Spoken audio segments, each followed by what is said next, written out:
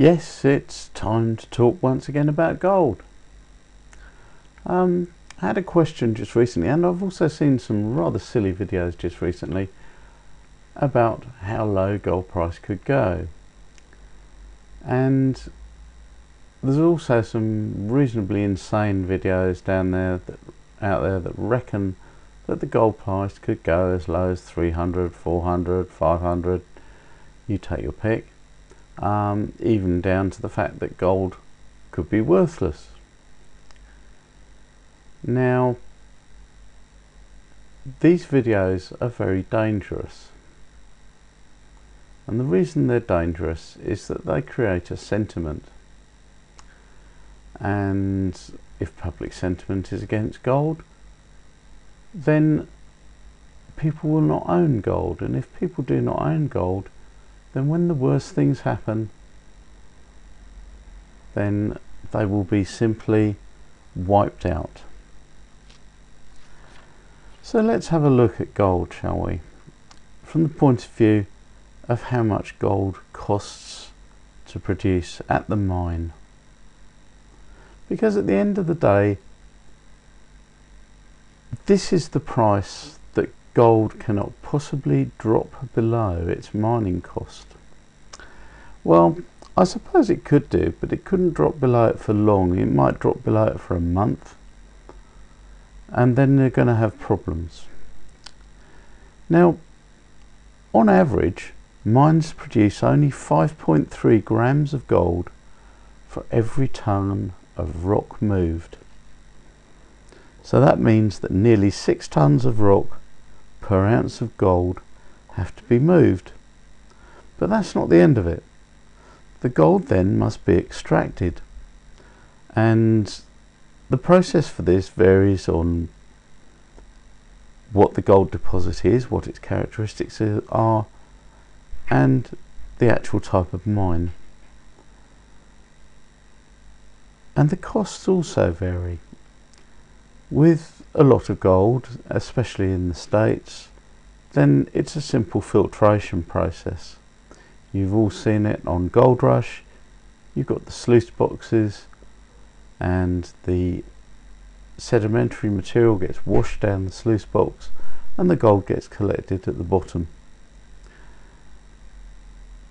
Now, other mines, it's much more complicated than that. Other mines, you have to actually dissolve the raw material in a solution of hot salts and acid in order to get at the gold, and this obviously is very much more expensive, and to be honest, most of the gold in the world is extracted in this way. Now, on average, this is an average of all the different types of mines, the top 50 anyway is what I found. The all-in cost of mining an ounce of gold on average is estimated at $919. Now this is why I say all in, it includes things like developing the mine, that is to say, deciding which direction the mine should be made bigger in to actually mine more gold, maintaining and sustaining the plant, replacing the plant with more modern plant as more modern plant becomes available, increasing efficiencies, and exploring for new finds. It also includes a little bit for like administration and sales and all the things that you have to do as an employer if you employ people. So that would be $919. Now the true cost of just extracting and refining the gold is around $600 an ounce on average. The other $300 an ounce is all this other stuff that you have to do in order to keep a mine running and the business going over a long period of time. So it would be pretty much impossible to go below $600 an ounce and still have a mine. In fact, even if you ran a mine at $600 an ounce, it would be fairly impossible to keep it going for very long because you'd have to spend money on maintenance. So how much gold is produced and how much is used and where is it used? Well, 2,700 tonnes was produced in 2012, and I say 2012 because that's the latest date that we have reliable figures for. Now of that gold, that 2,700 tonnes, 324 tonnes of it is used up in industry. That's gone. It can never ever be seen again. 1,404 tonnes is used in jewellery. You wouldn't believe it, but making your wife and your girlfriend look prettier and giving the local rapper his dozen gold chains or so, that takes up 1,404 tonnes of mined gold per year. This leaves only 34%, that's 918 tonnes, that moves its way into the investment market, and by this we include coinage, and most of that 918 tonnes goes in coinage in different countries. Things like the US Eagles, Canadian Golden Maples, South African Krugerrands. So very little actually makes its way into the investment market anyway. This might be one reason why people are estimating that the paper gold market is something like 400 times what the physical market actually is.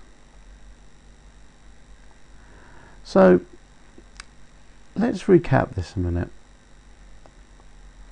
The price cannot possibly go below $600 an ounce. If it goes below $919 an ounce, that is not sustainable because mines cannot be developed, and the world needs this gold. The world uses this gold, all apart from the 918 tonnes that goes into the investment market. That's not used, that will just sit there, but people still want it. So the demand for gold is unlikely to slacken off. Obviously if the price rises too much, then the jewellery is going to go down. 1,404 tonnes of jewellery might drop to 1,000 tonnes. So there's not much flexibility really in demand. The demand is pretty constant for gold. So if the price goes low and the mines stop producing, then this gold is going to start costing more because there is less of it and more people that want it. So if the price does drop to this $600 level that people are talking about, then it won't stay there for very long. It can't stay there for very long. One of the problems with gold mines is when you shut them down, they're very difficult and very costly to open up. So you're talking about, it's going to be, you shut it down, that might take you 2 months to shut it down. You get rid of all your staff because obviously you can't employ them doing anything. You put your equipment in mothballs, maybe you sell some of it. Then 6 months later the price picks up. Can you just turn a switch and start mining again? No, you damn well can't. It's going to take you between 1 and 2 years to get your mine producing efficiently again and making you money.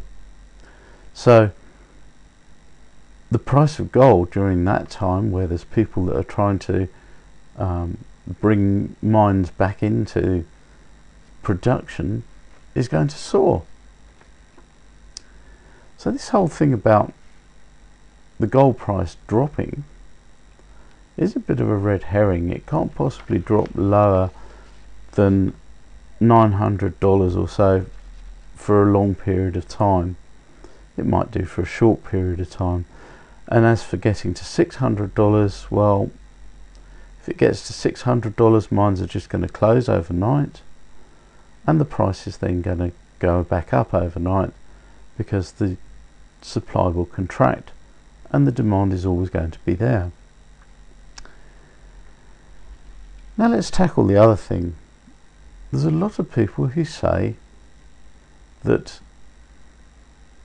gold is going to be worthless if the worst happens and the economy collapses. Now I'm going to say something that will shock you. I absolutely agree with them. Gold is going to be worthless for a period of maybe 2 or 3 months. The reason why is that nobody is set up to accept gold. And gold, to be honest, even the smallest amounts of gold is so valuable that it buys a lot. And this is why, if you look at one of my previous videos in which I discuss exactly what you should put aside for this sort of a scenario, I tell you to put around about 5% of your funds in cash, because for a week or two, even after a collapse, cash is still going to be accepted at a horrendous rate of exchange in various places. I also tell you to put a reasonable amount in silver, because that would be your spending money for the 3, 4, 5 months this recession would last.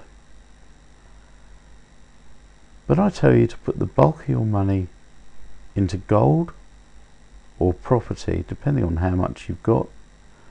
And the reason for this is gold really is a safeguard. It's not really designed to be spent during this crisis period.